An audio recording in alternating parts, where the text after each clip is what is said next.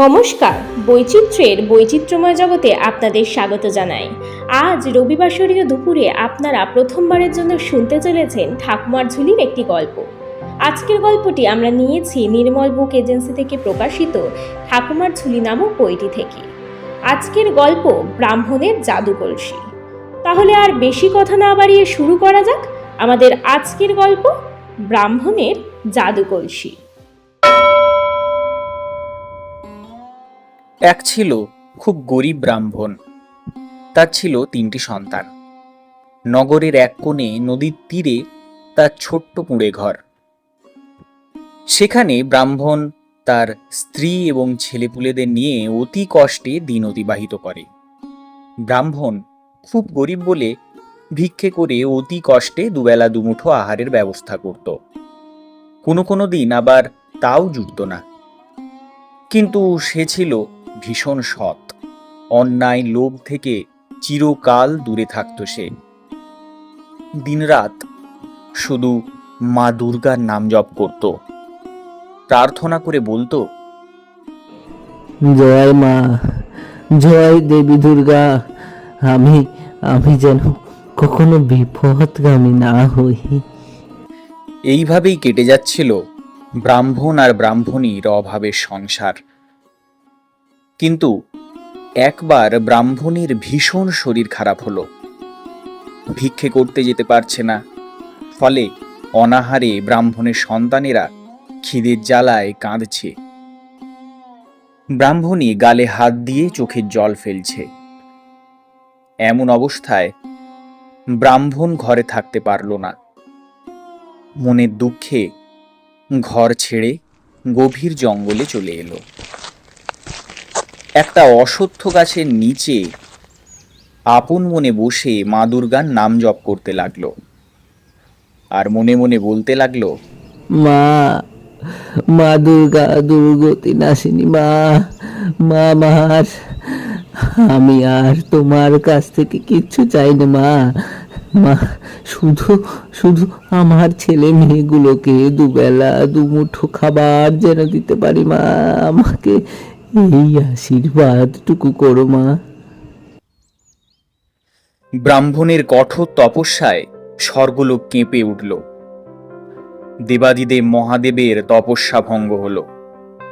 দিব্য চোখে দেখতে পেলেন এক দরিদ্র ব্রাহ্মণ দেবী দুর্গাকে আকুল হয়ে ডাকছে।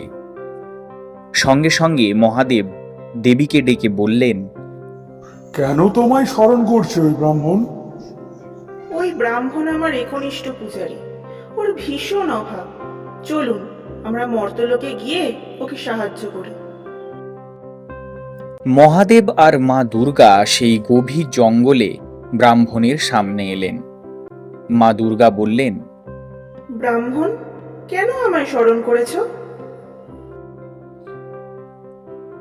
চোখ তুলে দেবী পার্বতী এবং দেবাদিদেব মহাদেবকে দেখে ব্রাহ্মণ তাদের পায়ে লুটিয়ে পড়ে কাঁদতে কাঁদতে বললেন, আমি বেশি কিছু চাই না মা, শুধু শুধু আমার ছেলে মেয়েদের যেন দুবেলা দুমুঠো খাবারের ব্যবস্থা করে দিতে পারি মা। মা দুর্গা হেসে বললেন, এই হাঁড়িটা তোমার কাছে রেখে দাও। যখন খাবারের প্রয়োজন হবে তখন হাঁড়ি উপর করার সঙ্গে সঙ্গেই ভালো মুড়ি পড়বে। এই বলে তারা অদৃশ্য হয়ে গেলেন। চারিদিকে অন্ধকার নেমে এসেছে। ব্রাহ্মণ মনে মনে ভাবল, এই এই অন্ধকারে এতটা পথ অতিক্রম করে বাড়ি যাওয়া ঠিক হবে না।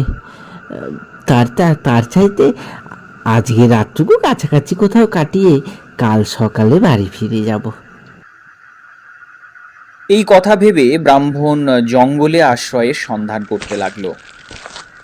জঙ্গলের খানিকটা অতিক্রম করে দেখতে পেল দূরে লণ্ঠনের আলো জ্বলছে।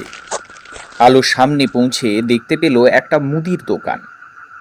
দোকানের মালিক ব্রাহ্মণকে খদ্দের ভেবে দোকানে বসতে দিল। ব্রাহ্মণ বলল, দেখো বাপু, আমি তোমার খদ্দের নই। রাত হয়ে যাওয়ায় বাড়ি ফেরার সাহস পেলাম নে। তুমি যদি আমাকে 1 ঘটি জল আর একটু শোয়ার জায়গা দাও, তবে আমি বিশেষ উপকৃত হই। দোকানের মালিক মনে মনে বিরক্ত বোধ করলেও মুখে কিছু বলল না। মনের ভাব গোপন করে এক ঘটি জল ব্রাহ্মণকে দিল। ব্রাহ্মণ জলের ঘটি পাশে রেখে হাঁড়ি উপুর করল। সঙ্গে সঙ্গে এক থালা মুড়ি হাঁড়ি থেকে পড়ল। ব্রাহ্মণ আপন মনে মুড়ি চিবোতে লাগলো। এদিকে দোকানি আর চোখে ব্যাপারটা লক্ষ্য করল। মনে মনে ভাবল, খালি হাঁড়ি উপুর করার সঙ্গে সঙ্গে এক থালা মুড়ি হয়ে গেল, আশ্চর্য ব্যাপার তো।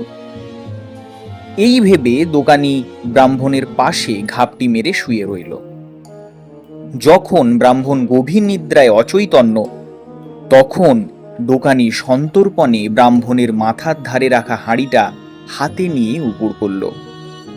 সঙ্গে সঙ্গে হাঁড়ি থেকে মুড়ি পড়তে লাগলো। দোকানির চোখ বড় বড় হয়ে গেল, আনন্দে সে আত্মহারা হয়ে গেল। তখন দোকানি অবিকল ওই রকমই দেখতে একটা হাঁড়ি ব্রাহ্মণের মাথার কাছে রেখে আসল হাঁড়িটা লুকিয়ে রাখল।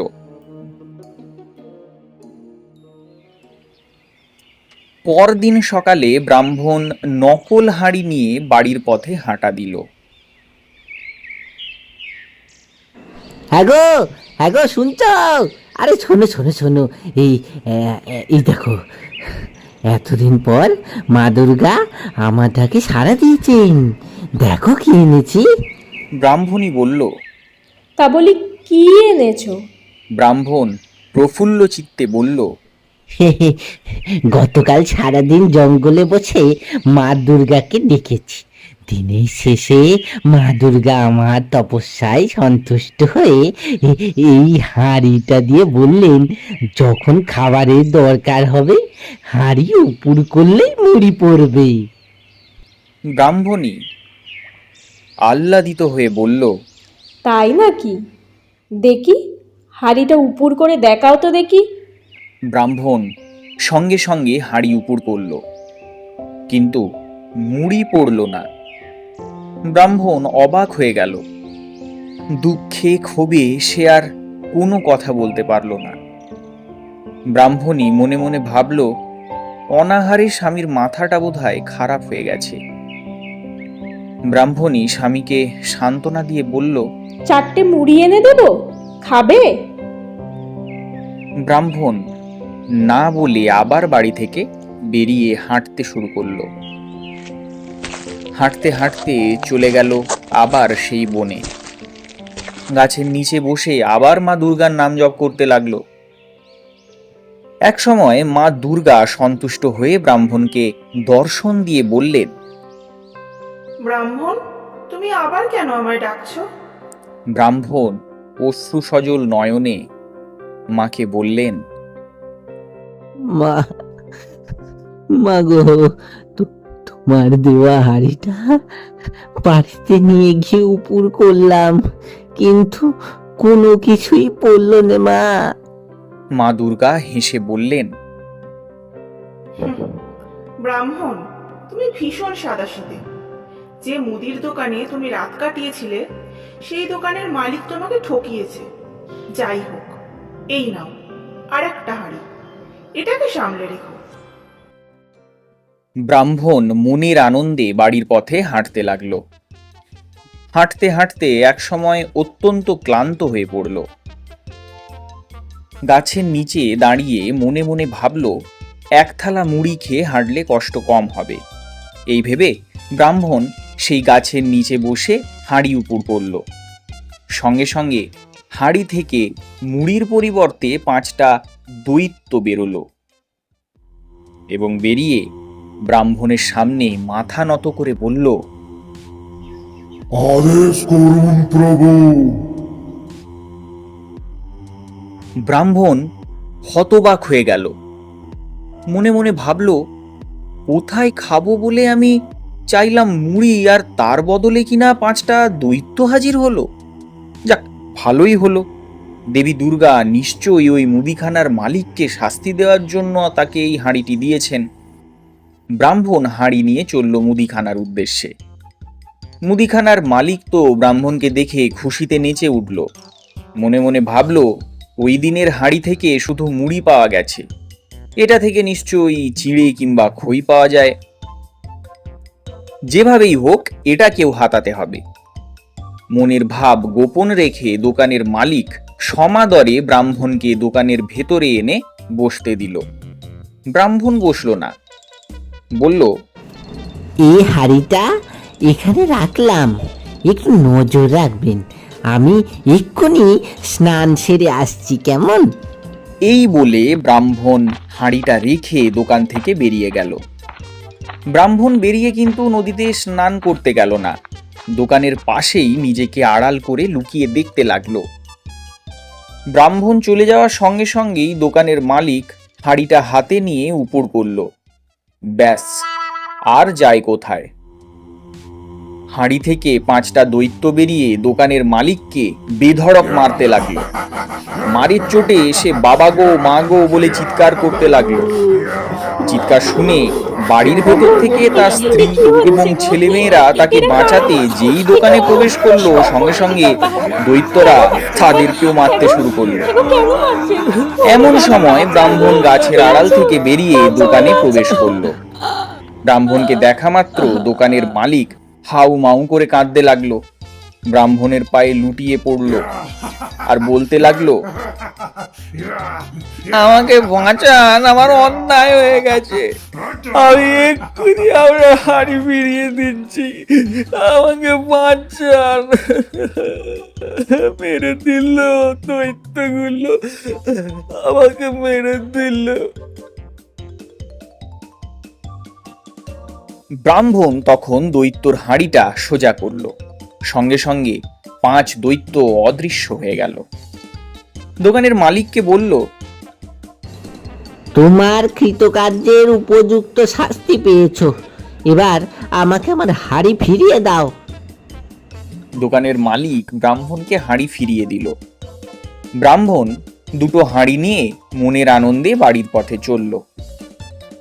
বাড়ি ফিরে ব্রাহ্মণের 2 হাতে 2টো হাঁড়ি দেখে ব্রাহ্মণই মনে মনে ভাবল, নিশ্চয়ই মাথাটা খারাপ হয়েছে। বলল, হ্যাঁ গো, তোমার কি শরীরটা ভালো লাগছে না? শরীরটা ভালো নেই তোমার? আহা উফ, যা বলছি তাই করো। ব্রাহ্মণী আর কথা না বাড়িয়ে ভয়ে ভয়ে সমস্ত হাঁড়ি কলসি ব্রাহ্মণের সামনে এনে রাখল। ব্রাহ্মণ মুড়ির হাঁড়িটা উপর করল আর সঙ্গে সঙ্গে হাঁড়ি থেকে মুড়ি পড়তে লাগলো। তা দেখে তো সকলের চোখ ছানা পড়া। ব্রাহ্মণের ছেলেমেয়েরা মুঠো মুঠো করে মুড়ি খেতে লাগলো। ব্রাহ্মণ সমস্ত হাঁড়ি কলসি মুড়িতে ভর্তি করে বলল, শুধু মুড়ি খেলেই চলবে না, মা দুর্গার আশীর্বাদে আমি ভাবছি একটা মুড়ির দোকান দেব। স্বামীর প্রস্তাবে ব্রাহ্মণী খুশি হয়ে বললে, বাহ, এ যে খুব ভালো প্রস্তাব। এতদিনে মা দুর্গা আমাদের দিকে মুখ তুলে তাকিয়েছেন। পরদিন ব্রাহ্মণ বাড়ির পাশেই একটা মুড়ির দোকান খুলে বসলো। দিনে দিনে ব্রাহ্মণের মুড়ির সুখ্যাতি চারিদিকে ছড়িয়ে পড়তে লাগলো। দূর দূরান্ত থেকে লোক এসে বস্তা বস্তা মুড়ি ব্রাহ্মণের কাছে নিয়ে যেতে লাগলো। এইভাবে প্রায় বেশ কয়েক বছর কেটে গেল। ব্রাহ্মণ এখন আর গরিব নেই। নগরের ধনী সম্প্রদায়ের মধ্যে ব্রাহ্মণেরও নাম আছে। ব্রাহ্মণের আর সেই কুঁড়ে ঘর নেই, সেখানে বিরাট দালান উঠেছে। ব্রাহ্মণ ব্রাহ্মণী এখন খুব সুখেই আছে। একদিন সকালে ব্রাহ্মণ নিজের কাজে পাশের গ্রামে যায়। সেদিন ব্রাহ্মণই দোকান খুলে বসেছে। সকাল সকালই এক বড় খদ্দের 50 বস্তা মুড়ির অর্ডার দিয়ে বলে গেল যে বিকেলে নিয়ে যাবে। এদিকে ব্রাহ্মণী দেখল দোকানে মাত্র কয়েক বস্তা মুড়ি আছে। তখন সে কি করলো, ভুলবশত মুড়ির হাঁড়ির পরিবর্তে দৈত্যের হাঁড়িটা উপর করলো। সঙ্গে সঙ্গে দৈত্যরা বেরিয়ে ব্রাহ্মণীকে প্রহার করতে শুরু করলো। ব্রাহ্মণী চিৎকার করতে লাগলো, কি হচ্ছে গো? এরা কারা? এ কি অলক্ষণে সর্বনেশে ব্যাপার? কেন মারছে? হ্যাঁ গো, কেন মারছে? ব্রাহ্মণ বাড়ি ফিরে দৈত্যদের তার গিন্নিকে প্রহার করতে দেখে ব্যাপারটা বুঝতে পারে এবং সঙ্গে সঙ্গে হাঁড়ি সোজা করে তুলে ধরে। দৈত্যরা অদৃশ্য হয়ে যায়।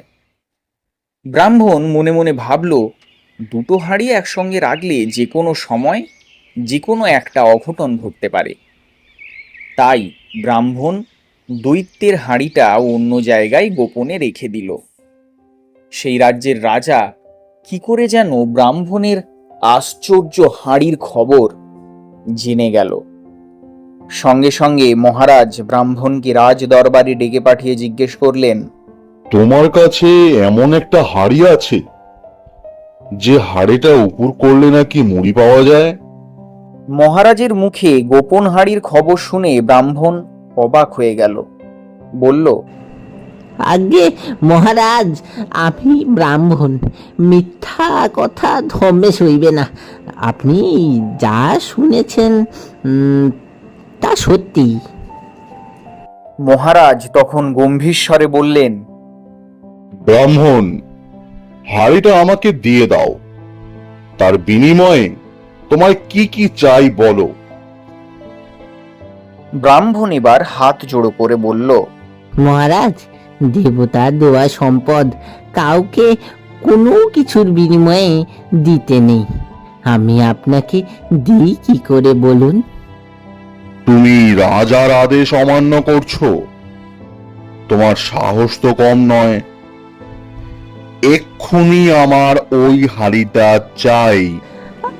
আগে মহারাজ, আপনার আদেশ অমান্য করা কার সাধ্য? তবে মহারাজ, অন্য যে কোনো জিনিস আপনি আমার কাছে দাবি করুন, আমার সাধ্য মতো, এমনকি নিজের জীবন পর্যন্ত দান করতে প্রস্তুত আছি। শুধু শুধু ওই হাঁড়ি আমি কিছুতেই হাতছাড়া করতে পারবো না। আপনি আপনি আমায় ক্ষমা করুন মহারাজ। কি এত বড় কথা? মহারাজের হুঙ্কারে দুজন বলিষ্ঠ সেপাই মহারাজের সামনে কুর্নিশ করে আদেশের অপেক্ষায় দাঁড়িয়ে রইল। মহারাজ তাদের দিকে তাকিয়ে বললেন, এই ব্রাহ্মণকে এক্ষুনি দড়ি দিয়ে বেঁধে রাখো, আর ব্রাহ্মণের বাড়ি থেকে জাদু হাঁড়িটা নিয়ে এসো। আদেশ পাওয়ার সঙ্গে সঙ্গে সেপাইরা ব্রাহ্মণের বাড়ি থেকে হাঁড়ি আনতে চলে গেল। আর এদিকে ব্রাহ্মণ চোখের জল ফেলছে আর মা দুর্গার নাম জপ করছে। প্রায় আধ ঘন্টা পর সেপাইরা মহারাজের হাতে ব্রাহ্মণের মুড়ির হাঁড়ি তুলে দিল। জাদু হাঁড়ি পেয়ে মহারাজ খুব খুশি। হাঁড়ি উপুর করতেই মুড়িতে গোটা রাজদরবারের মেঝে ঢাকা পড়ে গেল। মহারাজ অট্টহাস্য হেসে বললেন,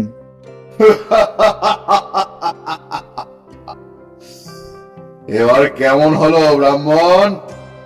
আমার আদেশ অমান্য করার প্রতিফল দেখতে পেয়েছো তো? ব্রাহ্মণ চোখের জল ফেলতে ফেলতে বলল, মহারাজ, অন্যায় আমারই হয়েছে। আমি আর কিছু চাইনি, এবার আমাকে মুক্তি দিন। মহারাজ ভাবলেন, আসল জিনিস তো পেয়েই গেছি, ব্রাহ্মণকে আটকে রেখে কি লাভ। মহারাজের হুকুমে সেপাইরা ব্রাহ্মণকে মুক্ত করে দিল। মুক্ত হয়ে ব্রাহ্মণ বাড়ির পথে যেতে যেতে ভাবল, এই অন্যায়ের প্রতিবাদ করতে হবে। বাড়ি ফিরে গোপন স্থান থেকে দৈত্যর হাঁড়িটা ব্রাহ্মণ বের করল। ধীর পায়ে আবার উপস্থিত হলো রাজ দরবারে। ব্রাহ্মণকে অন্য আরেকটি হাঁড়ি নিয়ে রাজদরবারে প্রবেশ করতে দেখে মহারাজ বললেন, কি হে ব্রাহ্মণ, ওই হাড়ি থেকে আবার কি পাওয়া যাবে? আগে মহারাজ, আমি দেবতাদের আশীর্বাদে দুটো হাঁড়ি পেয়েছি। একটি আপনি নিয়ে এলেন, অপরটি আর আমার কাছে রেখে কি লাভ? তাই এটাও আপনাকে দেওয়ার জন্য নিয়ে এলাম। ব্রাহ্মণের কথা শুনে মহারাজ বললেন, এই হাড়িটা উপর করলে কি পাওয়া যাবে? ব্রাহ্মণ মৃদু হেসে বলল, আপনি উপর করেই দেখুন না। মহারাজ ব্রাহ্মণের হাত থেকে হাঁড়িটা নিয়ে উপুর করলেন। ব্যাস, সঙ্গে সঙ্গে 5টা দৈত্য হাঁড়ি থেকে বেরিয়ে এসে মহারাজকে প্রহার করতে আরম্ভ করলো। মাগো বাঁচাও বাঁচাও মাগো মাগো বাঁচাও। মহারাজকে প্রহার করছে শুনতে পেয়ে রাজ্যের সমস্ত সৈন্য সামন্ত রাজ দরবারে উপস্থিত হলো। সে এক ভয়ঙ্কর কাণ্ড। 5 দৈত্য মিলে সমস্ত সৈন্য সামন্তর উপর প্রহার করতে আরম্ভ করলো। মহারাজ বেগতিক দেখে ব্রাহ্মণের পায়ে ঝাঁপিয়ে পড়ে বললেন, আমাকে ক্ষমা করুন, আমি আমি আপনাকে চিনতে ভুল করেছি। আমি আর কখনো এই ধরনের কাজ করব না। ব্রাহ্মণ দৈত্যদের শান্ত হতে বলল। মহারাজের দুহাত ধরে বলল, আপনি আমাদের দেশের রাজা, অন্যায় অবিচারে শাস্তি দেওয়ার দায়িত্ব আপনার। সেখানে যদি আপনি অন্যায় করেন তবে প্রজারা কি করবে মহারাজ? মহারাজ লজ্জিত হয়ে বললেন, আপনি আর আমাকে লজ্জা দেবেন না। আমি আমার অপরাধ বুঝতে পেরেছি। ব্রাহ্মণ মহারাজকে আশীর্বাদ করে 2টো হাঁড়ি নিয়ে নিজের বাড়িতে ফিরে এলো। এরপর থেকে ব্রাহ্মণ তার স্ত্রী আর সন্তান নিয়েই সুখেই বাস করতে লাগলো। এতক্ষণ আপনারা শুনছিলেন ঠাকুমার ঝুলির একটি গল্প, ব্রাহ্মণের জাদু কলসি। গল্পের সূত্রধার এবং ব্রাহ্মণীর ভূমিকায় আমি রায়া, গল্পকথক এবং মুদির ভূমিকায় প্রীতম, রাজার ভূমিকায় অনিমেষ, মহাদেব এবং দৈত্যের ভূমিকায় সাগ্নিক, ব্রাহ্মণের ভূমিকায় সুমন, দুর্গার ভূমিকায় রিমা। পোস্টার ডিজাইন এবং স্পেশাল সাউন্ড এফেক্টসে প্রীতম। বৈচিত্র্যের পক্ষ থেকে অসংখ্য ধন্যবাদ জানাই রিমাকে এই যাত্রাপথে আমাদের পাশে থাকার জন্য। আবার দেখা হবে আগামী রবিবার অন্য কোনো নতুন একটি গল্প নিয়ে। ততক্ষণ পর্যন্ত আপনারা আমাদের চ্যানেলটিকে সাবস্ক্রাইব করে আমাদের পাশে থাকুন আর এইভাবেই ভালোবাসা দিতে থাকুন আর শুনতে থাকুন বৈচিত্র্য গপ্প বুক। ধন্যবাদ।